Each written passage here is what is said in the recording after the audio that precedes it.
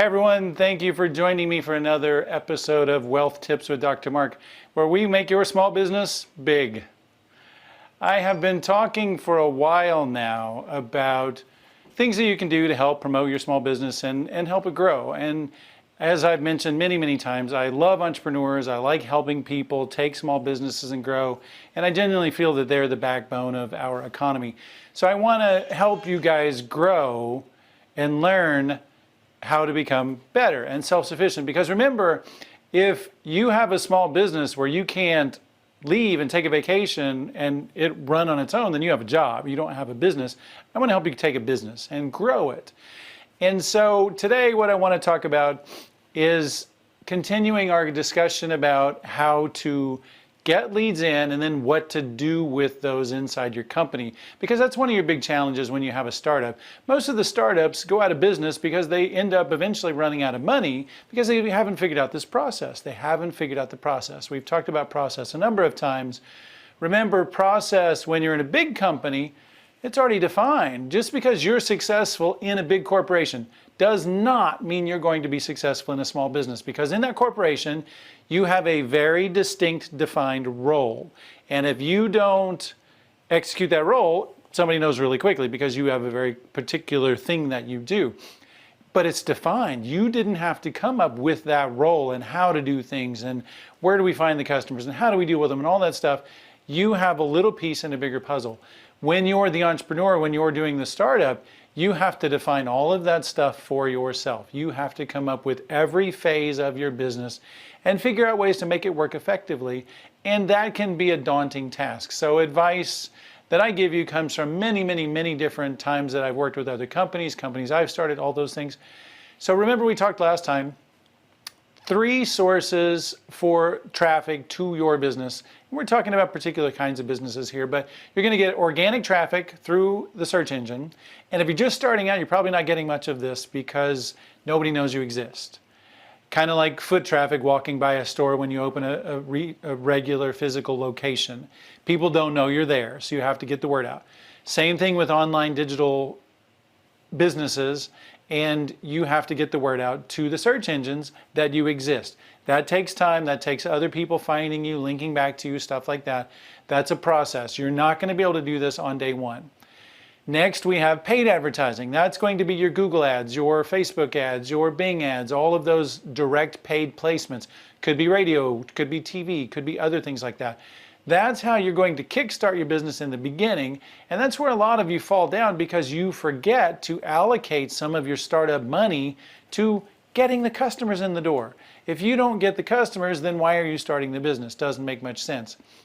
And then what most people seem to be focusing on right now is, oh, we'll just do it with social media. We'll do it with social media. No, you won't, because there are millions of other people out there. The noise level is super high. And unless you are coming up with really interesting, novel content, nobody's going to see it. You're going to make a post and 4 people are going to see it. And then you're going to get depressed because nobody's seeing your posts. When relatively speaking, maybe you're doing okay. But these are the 3 pillars. You have organic traffic, you have paid traffic, and then you have social media. All of those are important. It's just when and how much effort are you putting into each of those things. Also, where's the traffic going? A lot of you are making the mistake that you're directing all of that traffic, oh, I don't need a website. It's all on social media. That is stupid with a capital S. Do not do this. What happens if you make a post on social media and somebody claims that it's disparaging to one of the 4 million groups out there that you can offend? Hell, it's probably more than 4 million. It's probably 4 billion groups that you can offend. Those people start complaining, oh, you said something inappropriate, you offended me. Guess what? Now you get in trouble with the social media company where you're hosted, and what do? They turn your shit off. Oops, you don't have a website, all of your traffic was going there, now you're in bad trouble. That is a terrible idea. Do not have your entire presence on social media. Social media is a pillar that directs traffic to somewhere else, like your website, that you can control, that you can tweak. Now, are you a website expert?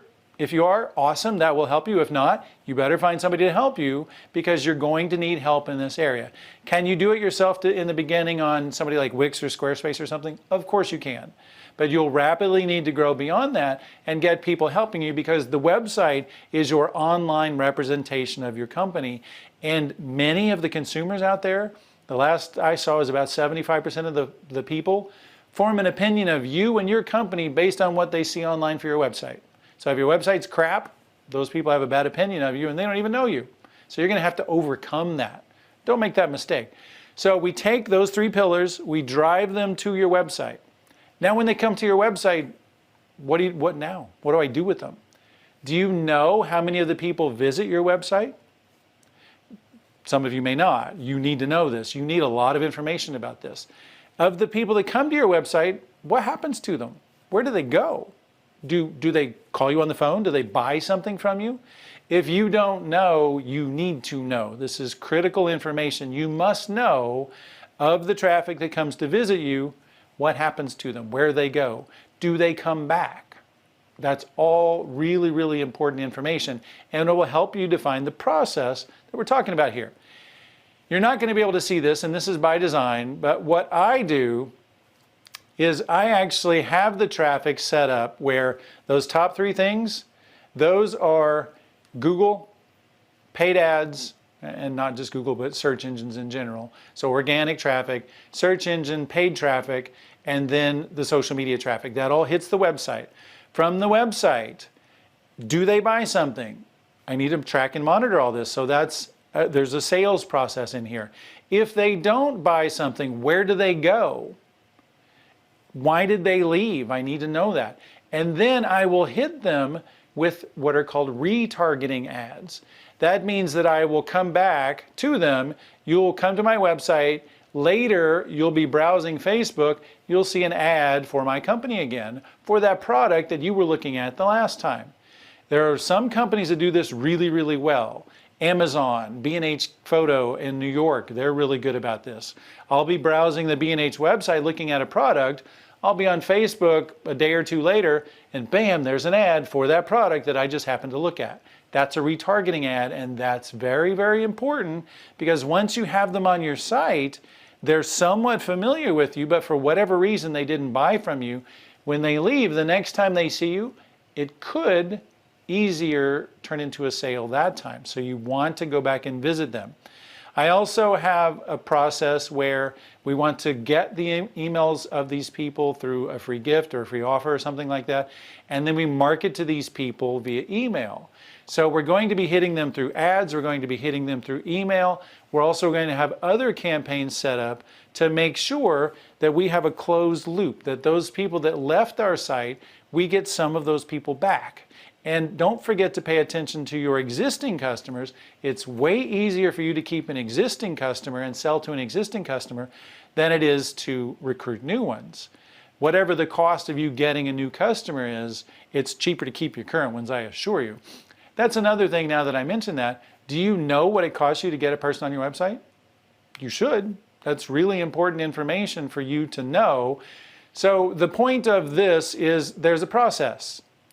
This is driving traffic to your website, and then once it gets to your website, what do you do with it? You have to have a clear plan with step-by-step processes and data where we can watch it, and that's the kind of thing that you're not even going to know about or think about if you've been in the corporate space because somebody else is doing that for you. It's probably happening in your corporate space, but you just don't know anything about it because it's outside of your area. When you have a small business, if you can turn it into a process like this, like we were talking about there, if you can turn it into a process, then that makes it to where you can now leave and go take the vacation, and your process right here is still running. You can also scale. You can grow your company more rapidly because you have a clear process in place. You want people coming to your website, buying your products while you're in bed asleep. That's the business that I want for you to have. If you have any questions on any of this kind of stuff, let me know. I am happy to help you. This was all about the process. I can help you set up a process like this, or you can set it up for yourself.